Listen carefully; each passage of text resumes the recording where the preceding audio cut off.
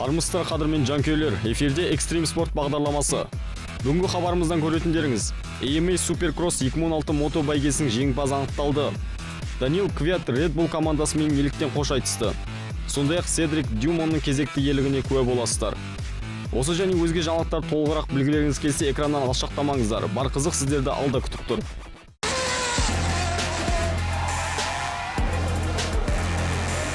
Нью-Джерси штатының Ист Реттерфорд қаласындағы MetLife Stadium аренасында AMA Supercross 2016 мото бәйгесінің 16-шы кезеңі өз мәресіне жетті. 26 жастағы америкалық шабандоз Райан Данжи осы кезеңдерге дейін көш басында болатын. Бірақ бұл этапта небәрі 4-ші орында келді. Алайда бұл көрсеткіш 450 SX категориясы бойынша өзінің 3-ші чемпиондық атағына қол жеткізу үшін жеткілікті еді. Райан чемпионаттың өткен маусымнан бастап әр кезең сайын әрдайым жүлделі орыннан көрініп келген болатын. Нақтырақ айтқанда қатарынан 31 мәрте жүлдегерлер қатарын толықтырған. Ал осы маусымның 16-шы кезеңі сәтсіз аяқталғанымен чемпион атануға еш кедергі келтірмеді. Әрине, бұл кезеңде 4-ші орын алуды көздемедім. Қашанда мақсатым бірінші болу. Алайда ең маңызды чемпионатты қалай аяқтағаныңда. Чемпиондық атағымды қорғап қалғаныма қуаныштымын. Қосымша мүмкіндіктерге қол жеткізу деген өте тамаша. Кезең аяқталмай тұрып жеңімпаз атануда керемет әсер сыйлайды. Райан Данжи 1989 жылдың 4-ші желтоқсанында Миннесота штатының Белл Плейн қаласында дүниеге келді. AMA Supercross және мотокросс бәйгелерінің тұрақты қатысушысы. 450 SX баған бойынша сынға түсіп Monster Energy Supercross, AMA мотокросс чемпионаттарының жеңімпазы атанған. Райан мотокросспен кәсіби тұрғыда айналысатын әлемдегі санаулы ғана шабандоздардың қатарында. Данжидің бұл кезеңде басты қарсылас саналған Кен Рокзен кезекті мәрте мәреге алғаш болып келді. Эли Томас екінші сатыға жайғасса үздік үштікті Коул Сили тәмамдады. Ал 250 SX баған бойынша батыс аймағының жеңімпазы Малькольм Стюарт атанса, екінші және үшінші орындар тиісінше Маргин Даулес пен Джереми Мартинске бұйырды.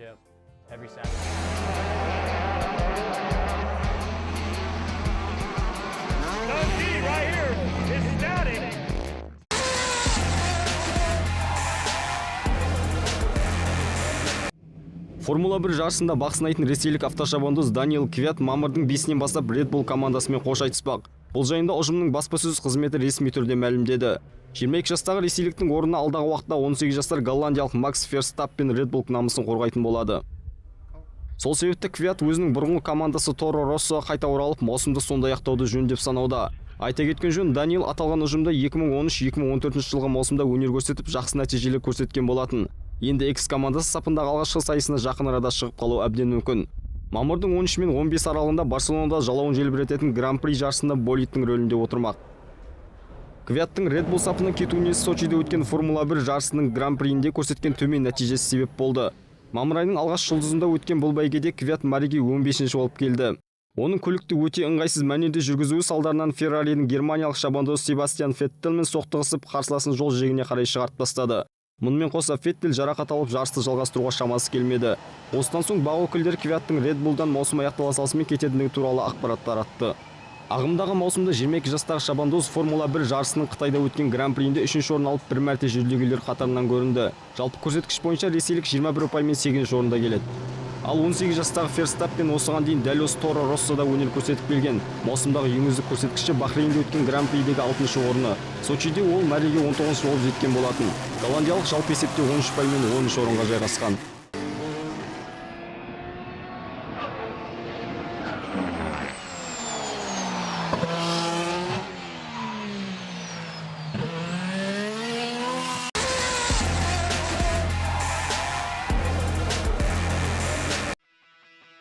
Танысып қойыңыздар, бұл Аарон Фоторингем, көпшілікке Виллс лақабатымен танымал. 21 жастағы экстремал Лас-Вегас қаласында туылған. Дүниеге келген сәтінен бастап бел жарақатына душар болған ол мүгедектер арбасына таңылады. Алайда бұл жағдай оған мынадай керемет әрекеттер жасауға еш кедергі емес. 8 жасқа келгенде Аарон толықтай арбаға танылып, сол уақытта ағасы скейтбордпен айналысып көшеде сайыстарға түсетін. Бауырының бұл ісіне қатты қызығып, тек оны сырттай ғана бақылап отыратын. Арада біраз уақыт өткен соң ағасы оған арбадағы дөңгелектер арқылы да тамаша трюктер жасауға болатындығын айтады. Бұл сөздің ақылға сиятындығын ұққан Аарон сол сәттен бастап экстремалға толықтай бет бұрады. Өзіне арнайы арба жасатып, скейт шеберлерінің тәжірибесі арқылы жаттығуға кіріседі. Әдіс жасау барысында арбамен жерге сәтсіз түсіп құлап та жатады. Осындай сәттерде ызаға булығып, соңына дейін күресуді мақсат тұтады. Орнынан тұрып, сәтсіз аяқталған трюгін нәтижелі аяқтамайынша тыным таппаған. Өзіне деген нық сенім оны алға жетелеп, тынбай еңбек етуге күштеді. Көздегеніңе жету үшін бастысы еңбек екенін ұққан экстремал алған бетінен қайтпады. Келеңсіз жағдайларды жеңіп шығу үшін әзілді керемет түсінетін мінезі оған көп көмегін тигізді. Қазіргі таңда Арын әлемнің үздік экстремалды фристайл шоуларының жұлдызы және құрметті қонақ ретінде шақырылады. Ол үшін мүмкін емес деген нәрсе жоқ. Осы уақытқа дейін бірде-бір адам мүгедектер арбасында отырып жасамаған әдістерді өзі жасап тарихқа атын қалдыруды мақсат тұтуда. Өзінің жеке сайтында айналысып жүрген ісін соншалықты қатты жақсы көретіндігін де айтқан. Жетістікке жету үшін кәсібіне деген махаббаттың үлкен рөл атқаратындығы осының дәлелі. Сондай-ақ бұл жай ғана ләззат алу ғана емес, мүгедектер арбасына таңылған жандарға деген әлемнің көзқарасын өзгертіп, мәселелеріне тек бір жақты қарамай, жетістікке жету жолында басқа да бағыттарды қарастырған жөн деп мотивациялық кеңес береді.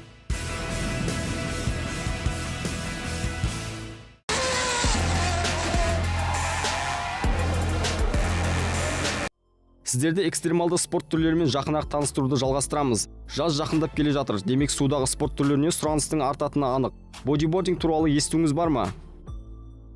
Бұл серфингтің арзан түрі деп айтсақ болады. 1 метрлік пластиктен жасалған тақтада жатып жүзуді меңзейді. Бодибордердің бағасын $50 да кем түсуі мүмкін. Оның бағасы серфинг, кейтсерфинг және уиндсерфинг тақталарының әлдеқайда үнемді. Бұл жабдық тікбұрышты гидродинамикалық формада келеді. Оның бұрыштары үшкір емес, полипропилен немесе полиэтиленнен жасалған. Бұл спорт түрінде тақтада жатып жүзеді. Кей жағдайларға жартылай отырып немесе тұрып та өнер көрсетеді. Ыңғайлы болу үшін де ескек аяқ қолданады. Өзін сынап көргісі келген кез келген адамға асықпай тақтаға жатып жүзген дұрыс болады. Әрине бұл спорт түрі бойынша да жарыстар өткізіліп те тұрады. Спортшылар өте әсерлі әдістер жасайды. Олардың көбісін қарапайым серфингтен қайталау да мүмкін емес. Бұл ең жаңа спорт түрлерінің бірі, бірақ оның жанкүйерлерінің қатары күн санап көбейіп келеді. Бодибординг қатысушылары ең қауіпті әрі ең үлкен толқындарды таңдайды. Олар түрлі сальто, артқа айналу және спиннерлерді оңай орындайды. Оған қоса бұның бәрі жатқан күйі жасалады. Аталмыш спорт түрі ең жас спортшылардың арасында көп таралған айта кеткен жөн. Бодибордингтен әлем чемпиондары санатында 17-18 жасар бойжеткен мен бозбалалар да бар. Бодиборды жүзу негізінде аса қиын емес. Жағадан шыққан кезіңізде басыңыз бен кеудеңіз тақтаға тимеу керек, ал аяғыңыз судың астында болуы шарт. Толқын жақындаған кезде шынтағыңызды бодиборде қою қажет. Көп жағдайда жаңадан келген серферлерге толқынға қарсы жүзу біршама қиындық туғызады. Оны бағындырудың бірден бір амалы дайвинг. Оның негізі үйрек сияқты судың астына малтуда. Бұл әдісті толқыннан шамамен 2 метрдей қашықтықта орындаған жөн. Кейін тақтайдың тұмсығына салмақ салып, оны суға батыру керек. Осылайша бодибордер мен спортшының өзі де судың астында болады. Көбісі бодибординг серфингке қарағанда әлдеқайда оңай деп ойлайды, бірақ қос спорт түрінде де кәсіпқой деңгейде шұғылдану үшін бірдей уақыт кетеді. Бодибордингтің негізгі ерекшелігі спортшылар барынша түрлі әдістер көрсетуде тырысады. Ол сонысымен де қызық. Бодибординг тек қана көңіл көтеру емес, сонымен қатар қол, жамбас, іш және аяқ бұлшықеттерін дамытуға арналған таптырмас жаттығу. Маңызды бір шарт, бортта таңғы 11 мен түскі 3 аралығында жүзбеген абзал. Дәл осы аралықта күн қатты қыздырып, теріңізді күйдіріп алу қаупі өте жоғары. Сонымен қатар басқа серферлерге жақын жерде жүзуге болмайды. Өйткені толқын кезінде басқа спортшыға соғуыңыз әбден мүмкін.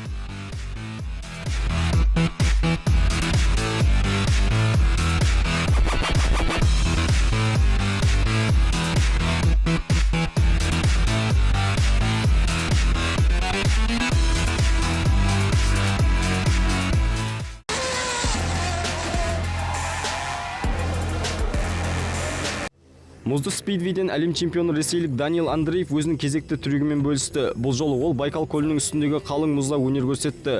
Даңғары ұстаған бақсыны мотоциклмен айналып мұз үстінде керемет әсер сыйламақ. Бірнеше айналым жасаған соң Андреев бұл түрегін аяқтағанда көрінеді. Ресейлік шабандоз мұзды спидвейден 2013 және 2014 жылдары алтыннан алқа тағып 2 рет әлем чемпионы атанған болатын. Сондай-ақ қос мәрте Ресей Федерациясының чемпионы атағын иеленді. Одан бөлек өз елінің ұлттық құрамасы сапында бірнеше жетістіктерге жетіп, біршама еңбек сіңірген. Мұзды спидвейдегі мотобәйгелер көбінесе жасанды жолмен суды мұздату арқылы жасалған айдындарда өтеді. Бірақ дәл осындай идеяда өнер көрсету бұрын соңды болмаған. Яғни бақсыны айналып спидвей жасау алғаш рет ұйымдастырылып отыр.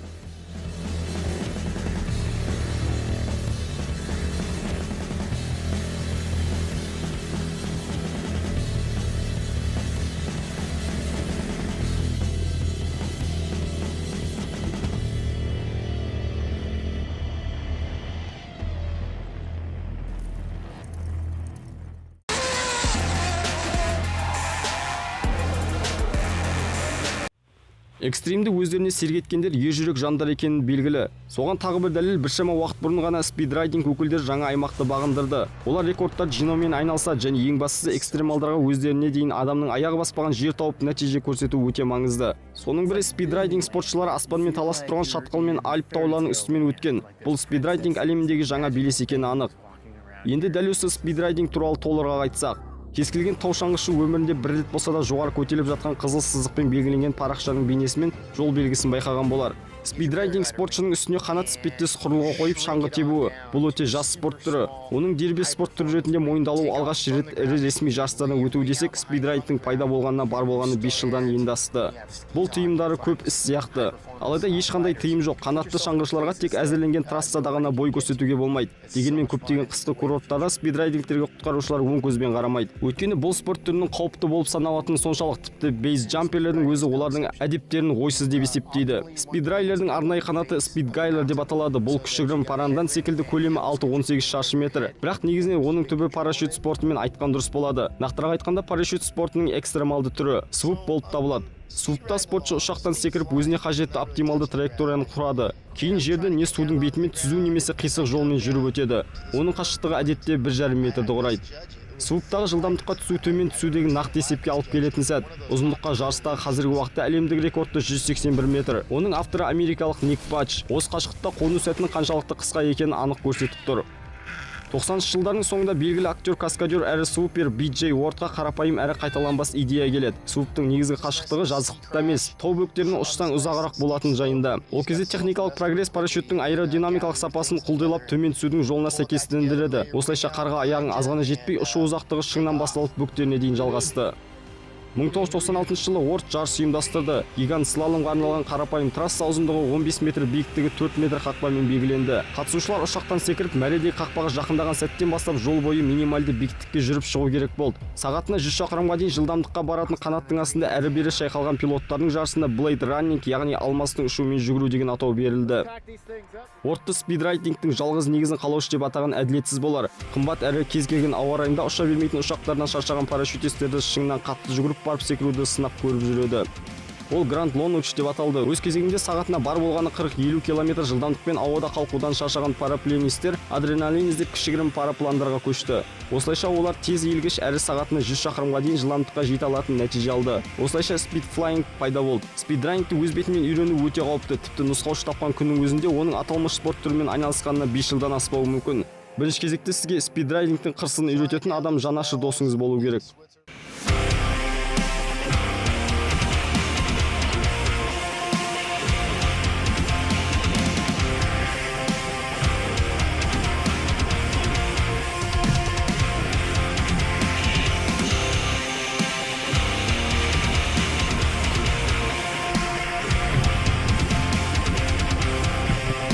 The last thing I want to do is go fly off somewhere and end up in the white room, end up in a cloud where you can't see anything. You made it through the white room! Because the next thing you might see, besides all the white, is just a big flash of white light associated with a lot of pain.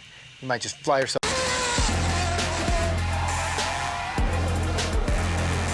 Red Bull командасының бельгиялық бейс джампері Седрик Дюмон өзінің келесі ерлігін жасады. Бірнеше қашықтыққа әуеде қалқып жерге қарай құлдилауға кез келген адамның батылдығы бара бермейді. Ал мына жүрек жұтқан бельгиялықтың кезекті әуеден әрекеті қол соғып қоюға болады.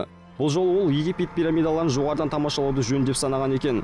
Осыдан бір апта уақыт бұрын ол қанатты вингсют костюмінде әуеден жерге қарай құлдилап пирамида аспанына сапар шеккен алғашқы адам атанды.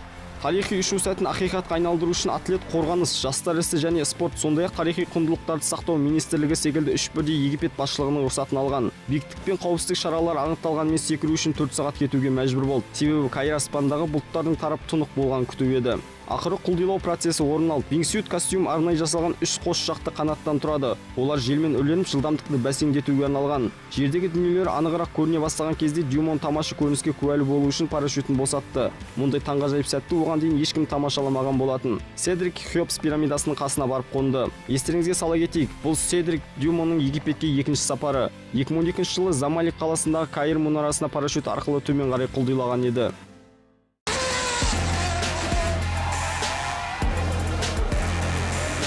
Фойл кайтбордингтен Францияның Грюстан жағалауында өткен Дефи кай чемпионатында Аксель Мазелла топ жарып чемпион атанды. Мұндағы желдің соғу жылдамдығы 35-45-ті көрсетті.